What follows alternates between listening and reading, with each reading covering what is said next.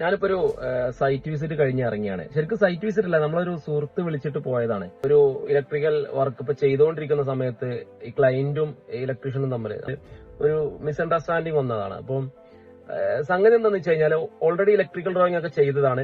ഇതുമായി ബന്ധപ്പെട്ട് നമ്മൾ എസ്റ്റിമേഷനോ അങ്ങനത്തെ കാര്യങ്ങളൊന്നും ചെയ്തില്ല. ഇലക്ട്രിക്കൽ ഡ്രോയിങ് ചെയ്ത് ആസ് പെർ ദ ഡ്രോയിങ് ഇത്ര രൂപക്ക് വർക്ക് എടുക്കാന്ന് ആള് പറഞ്ഞിട്ടുണ്ടായിരുന്നു. ഇതിലെന്താ പ്രശ്നം എന്ന് വെച്ച് കഴിഞ്ഞാല് നമ്മളൊരു ഡ്രോയിങ് ചെയ്യുന്നത് മാത്രമല്ല ഇതിലുള്ള കാര്യം എന്ന് പറയുന്നത്.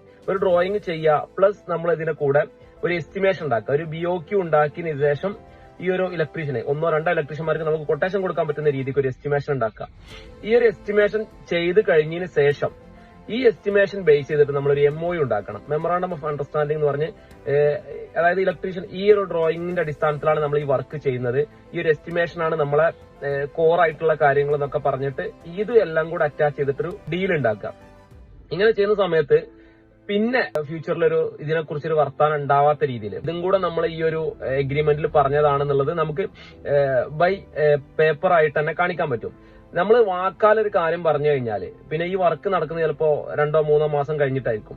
അപ്പൊ ചിലപ്പോ പല പോയിന്റ്സ് അങ്ങോട്ടും ഇങ്ങോട്ടും മാറാനും കാര്യങ്ങളൊക്കെ ഉണ്ട്. നമുക്ക് ഏറ്റവും പ്രധാനമായിട്ട് വേണ്ടത് ഒരു ഡ്രോയിങ് ഉണ്ടാക്കുക. ഡ്രോയിങ് ബേസ് ചെയ്തിട്ട് നമ്മളൊരു BOQ ഉണ്ടാക്കും. ഈ BOQ ബേസ് ചെയ്തിട്ട് ഈ BOQ ആയിരിക്കും നമ്മൾ ഓരോ ഇലക്ട്രീഷ്യന്മാരും കൊട്ടേഷൻ ഉണ്ട്, അല്ലെങ്കിൽ ഓരോ എന്താ പറയാ കോൺട്രാക്ടേഴ്സും കൊട്ടേഷൻ ഇടുന്നത് ഈ ഒരു BOQ-ലായിരിക്കും.